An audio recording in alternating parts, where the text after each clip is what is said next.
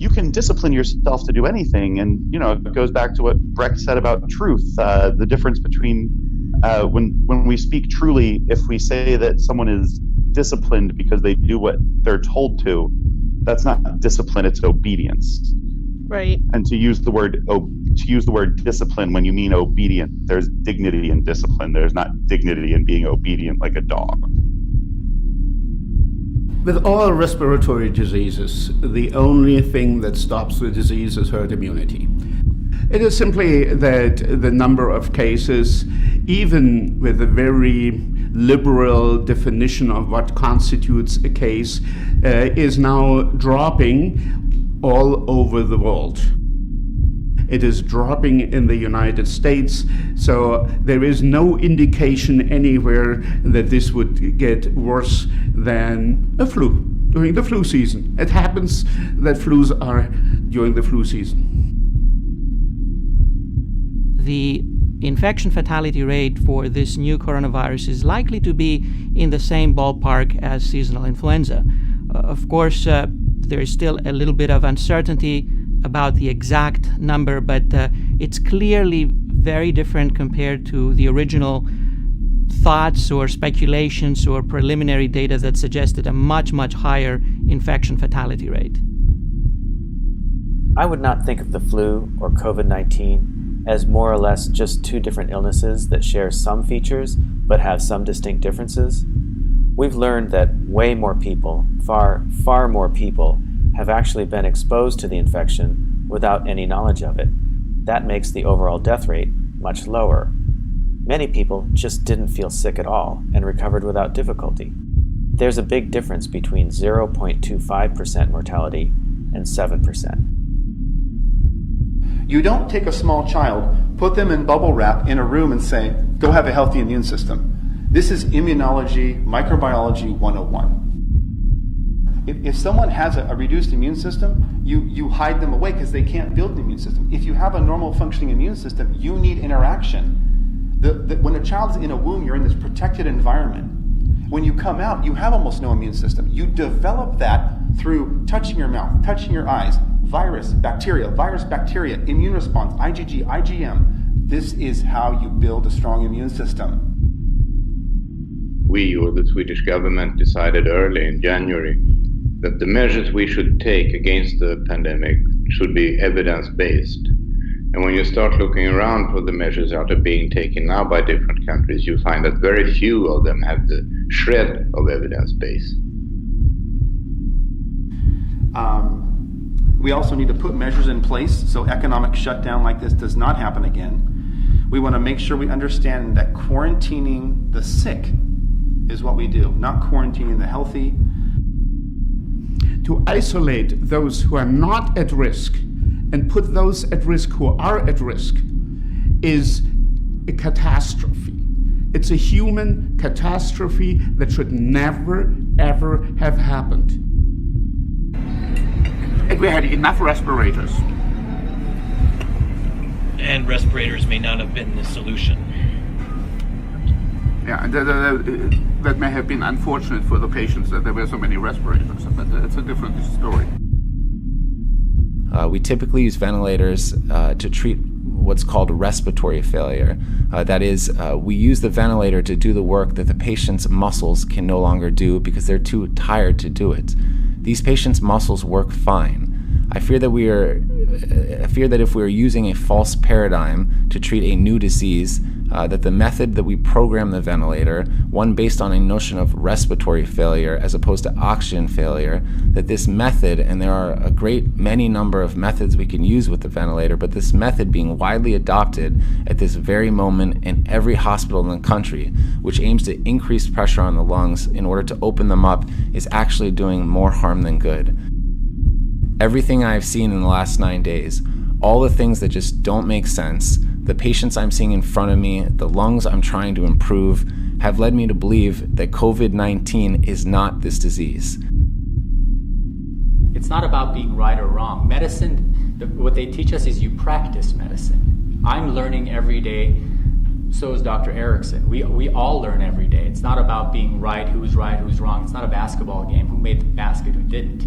It's about looking at trends and saying, hey, we're not seeing what they've been talking about. For the past 6 to 8 weeks, we've crippled the economy.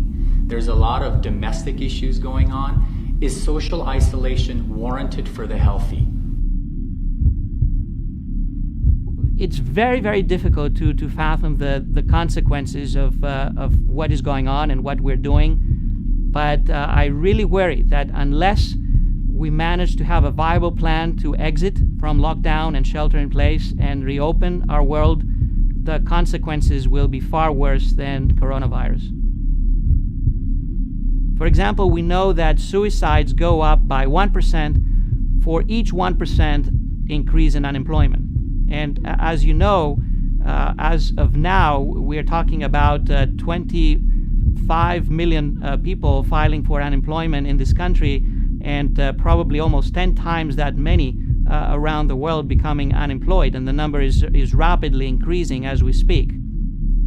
When I first heard, which is now 6 weeks ago, about the different draconic measures that were taken, I asked myself, how are they going to climb down from that one? When will they open the schools again? What should be the criterion to open the schools? Did any one of the strong and very decisive politicians in Europe think about how do we get out of this? Border closures, school closures, social distancing. There's almost no science behind most of these. The secondary effects that we went over, the child abuse, alcoholism, loss of revenue, all these are, in our opinion, a significantly more detrimental thing to society than a virus that is proven similar in nature to the seasonal flu we have every year. They were not overflowing. New York hospitals were not overflowing. They were laying off people. These studies did not fulfill Koch's postulates. First, you have to first purify the pathogen. In other words, you have to actually make sure it's that pathogen or whatever, whether it's bacteria, virus, in this case a virus, that it's actually the virus that's causing the particular illness that's being described. That's the first portion. Then you have to expose the susceptible animals. Of course, not talking about humans here, but that's what Koch's postulate is, that you expose the susceptible animal to the pathogen, and then you have to verify that the illness that's being observed is actually produced by this, whatever this pathogen is. And then on the back end, once you've established that, then you should re-isolate and re-purify the pathogen to make sure it's actually the etiological component, that it's actually the causative component that's causing this issue to be there. Now, this is the basics of the Koch postulate. These studies did not meet Koch's postulate. Coronavirus lives on plastics for 3 days, and we're all sheltering in place. Where'd you get your water bottles from? Costco. Where'd you get that plastic shovel from? Home Depot. Those are fomites and carriers of disease. So you take your family sheltering in place that you think is safe, and you're taking fomites with disease that they've shown that lasts 3 days. Are you really protecting yourself from COVID? Does that make sense to you? It doesn't make sense to me. A lot of us are intimidated from talking. A lot of us, choose to remain anonymous is because our voice is suppressed. What am I most afraid of? It's the dictatorial trends in Eastern Europe, that Orban is now dictator for Hungary forever. There's no finishing date. I think the same is popping up in other countries. It may pop up in more established democracies as well. I think the ramifications can be huge from this.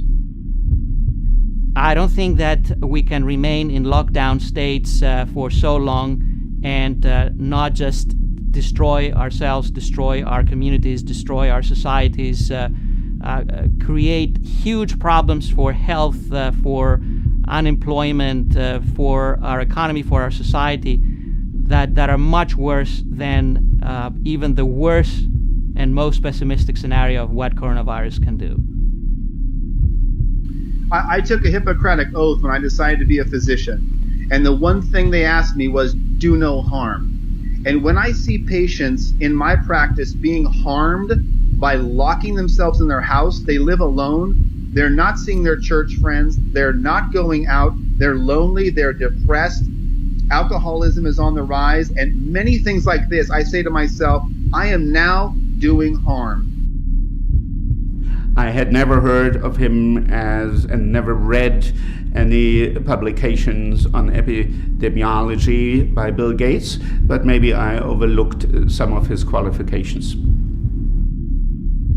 Bottom line, a vaccine needs to be very thoroughly vetted, very thoroughly tested. We need to have solid evidence that it works, solid evidence that it makes things better, solid evidence that it will save lives. We need to make sure if you're gonna dance on someone's constitutional rights, you better have a good reason. You better have a really good scientific reason and not just theory. If people would be more active, if they would take part in political decisions, if they would be more awake, if they would fight for their democratic rights, this would never have happened.